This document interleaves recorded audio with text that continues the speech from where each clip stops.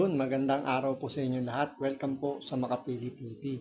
So, ang issue po natin ipag-uusapan ay tungkol dito sa yung flood control project. Kasi merong panukala o may suggestion itong si Yorme Isko Moreno na sana ibigay daw sa mga local government po, sa mga mayor, sa governor, yung usapin ng flood control. Kasi sila daw yung mas nakakaalam kung saang mga lugar, saan yung mas binaba. So, may punto naman doon si Yorme kasi nga sila lang yung nakakaalam sa kanila nagrereklamo, sila yung kumbaga, sila yung mas kabisado nila yung kanilang nasasakupan kung saan yung mas nangangailangan ng flood control dahil nga sa issue nga ng pagbaha na yan. At sabi nga dun ni Yorme Isko din na mas madali kasi yung accountability pagdating sa yung paniningil na accountability kasi nga kung nasa mayor yung flood control project na yan, so pwede silang singilin after 3 years dahil nga magkakaroon ng election, di ba? Every 3 years meron tayong election. So 3 years lang po yung term ng mayor. So pwede na kagad siyang sibakin kapag pumalpak yung kanyang flood control project. Ngayon, merong tumututol doon sa suggestion ni Yorme Isko. Siyempre, alam na natin kung sino yung mga mag-object diyan. Siyempre, dahil city mayor ng Maynila, congressman din ng Maynila yung unang hindi pabor doon sa panukala ni Yorme Isko na ibigay yung flood control sa mga local chief executive. So, siyempre, mawawala yung kumbaga yung hindi lang yung kung sino yung kung saan ilalagay yung flood control, sino yung magiging maggagawa, di ba? Ang mangyayari kasi, mayor yung pipili kung saan yung flood control, saan ilalagay yan, sino yung mga contractor, kilala nila. So, dalawa na lang yung pwedeng sisihin kapag pumalpak yung flood control, DPWH, tsaka yung mayor o governor.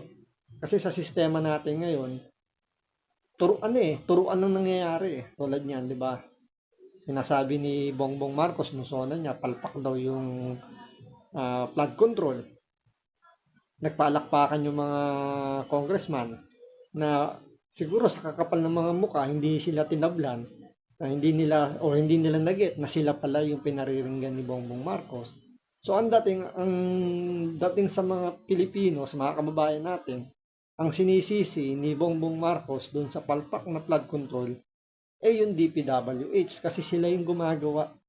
Di ba? Sila yung gumagawa ng flood control.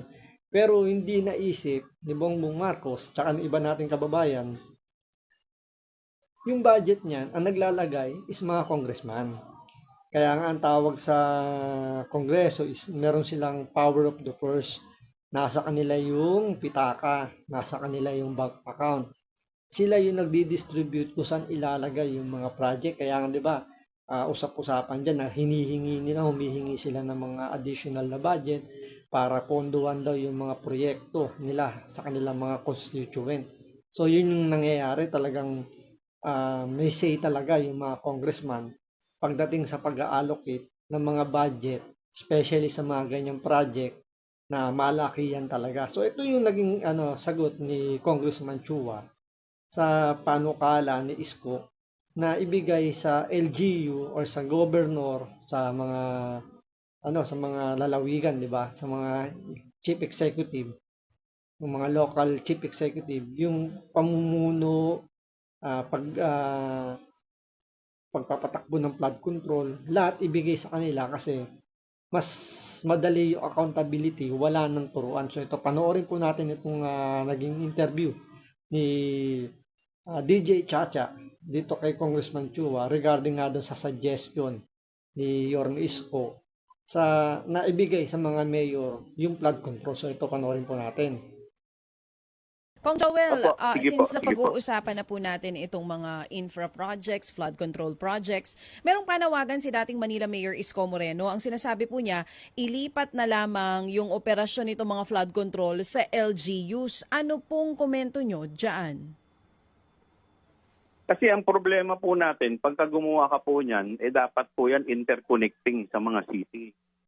So dito hindi niya muna sinagot kung pabor ba siya sa plano, sa suggestion ni Yorme. Dito depensa kagad ang ginawa ni Congressman Chua na pero ramdam mo na kagad yung pagtutol niya doon sa suggestion ni Yorme. So baka mamaya po, pag hindi po national government ang mag-i-implement niya, magkakaroon din tayo ng problema kasi maaaring maganda yung programa ng City of Manila. Paano naman po sa mga karatig lungsod niya? Kung hindi po, magkakabara-bara, sayang rin lang po ang programa. Okay. Kaya dapat po, pag yan po talaga ay in-implement, buong lahat po nakikita po, interconnected po sa bawat Oo. syudad. Kumbaga, So yun, kailangan daw, kumbaga isa sa mga problemang nakita rito ni Congressman Chua, yung interconnected nga, especially Maynila.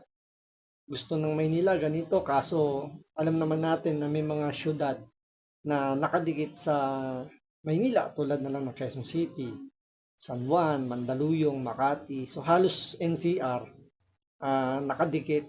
Mostly kasi siyempre Las Piñas, Taguig, ah, ano pa ba? I think Marikina, pero parang may part pa rin yung Marikina eh. 'Di ba? Kasi dahil doon sa Ilog Pasig, kumbaga meron pa ring connection yung Maynila. So pero sabihin natin yung mga majority ng NCR nakadikit sa Metro Manila. So hindi ba pwedeng mag-agree o kausapin? Meron naman silang Metro Manila's Mayor's League, 'di ba? Meron silang ganyan na grupo yung mga NCR mayor na nag-uusap-usap. So hindi ba nila pwedeng pag-usapan yung budget nila ng flood control, i-connect sa flood control ng Manila? Kasi sa ano naman to, kabutihan naman to ng kailang mga constituent. So malamang sa malamang naman papayag yung mga yan.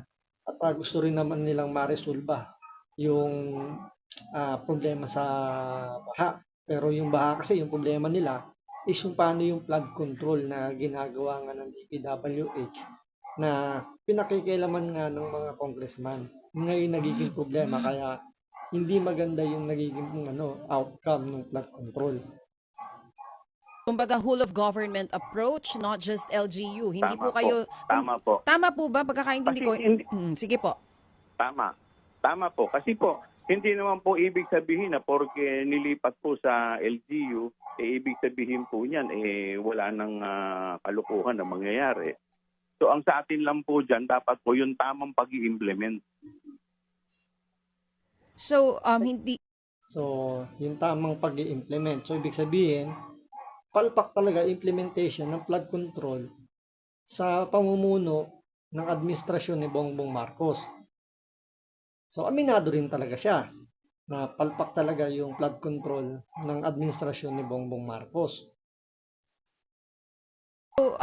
hindi po kayo sang-ayon dun sa sinasabi niya na pag nilipat po sa LGU, nasa sa kanila naman ang sisi kung sakaling hindi maging maayos yung mga flood control projects. Wala na daw pong ibang hahanapin pa.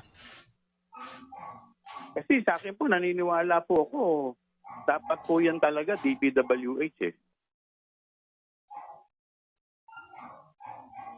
Doon wala namang problema kung ang project nasa DPWH.